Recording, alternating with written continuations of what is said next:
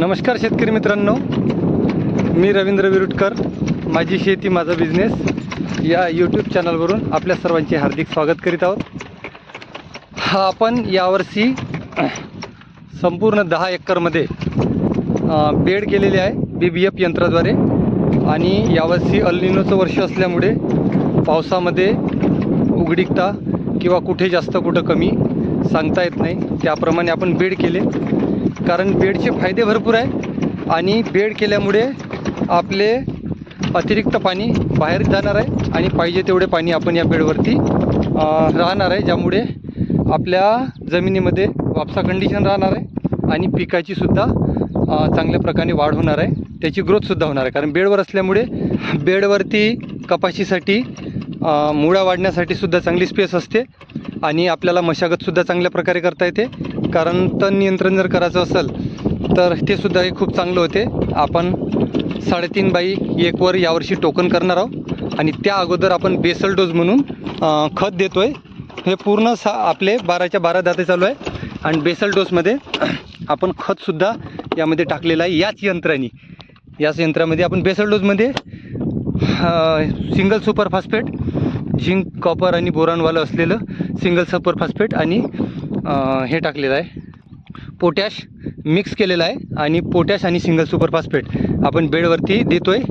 Single super phosphate एकरी 2 bag आणि potash हे आपण 25 ते 25 किलोपर्यंत एकरी देतो आहे. आपण त्यानुसार चालले.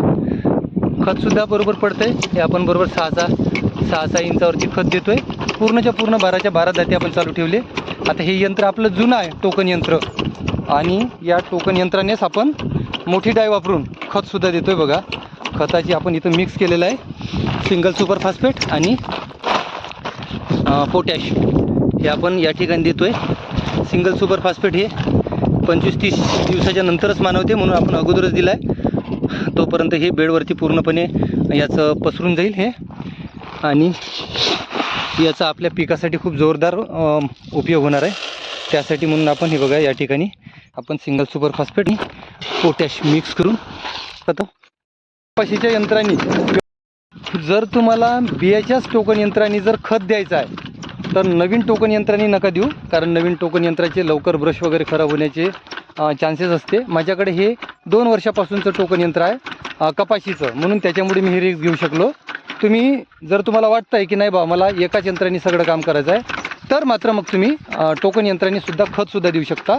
त्याला काय करायचं, सर्वात मोठीवाली डाय ज्यामध्ये सर्वात जास्त बियाणं बसते किंवा सर्वात जास्त खत बसते, अशाच डायनी तुम्हाला खत टाकून घ्यायचं आहे. पहिले बेसल डोस तुम्ही टाकून घ्या बेडवरती आणि नंतर मग टोकन करा त्याचवरती. फक्त एकदा 2दा फिरा लागते. आणि जे खत आणि बियाणावालं जे यंत्र आहे तर त्यांनी एकच दास होते, पण आपल्याकडे आहे अवेलेबल, त्याच्यामुळे आपण ह्याच बियाच्याच यंत्रांनी आपण खतसुद्धा देतो आहे आणि बीसुद्धा.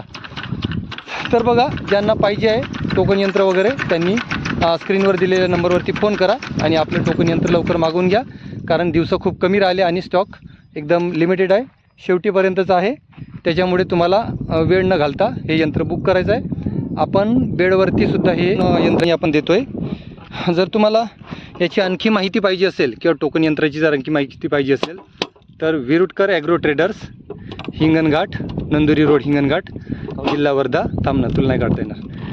9765864277 या नंबरवरती फोन करायचा आहे तुम्हाला आणि हे यंत्र मागवायचं आहे.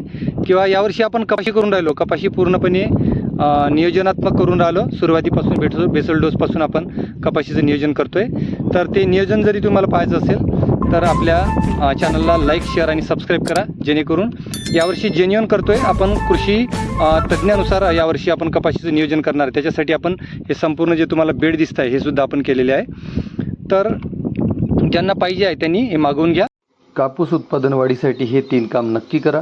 शेतामध्ये बेड करा, टोकन यंत्रांनी टोकन करा आणि बेसल डोस मात्र नक्की द्या. कारण यावर्षी तसंही पाऊस लेट आल्यामुळे किंवा वातावरणामध्ये थोडे बदल होत असल्यामुळे बेसल डोस जर गेला तर हा बेसल डोस 45 दिवसानंतर लागतो आहे. आणि तुम्ही जर हे कपाशी उगवून नंतर जर खत देत असाल तर ते पुन्हा आणखी लेट होतं आहे.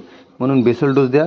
कपाशीची ग्रोथ पण चांगली होईल आणि तुम्हाला कपाशीचं उत्पन्नसुद्धा चांगलं होईल. तर थँक्यू. व्हिडिओ आवडल्यास लाईक शेअर आणि सबस्क्राईब करायला मात्र विसरू नका. धन्यवाद. जय हिंद, जय जवान.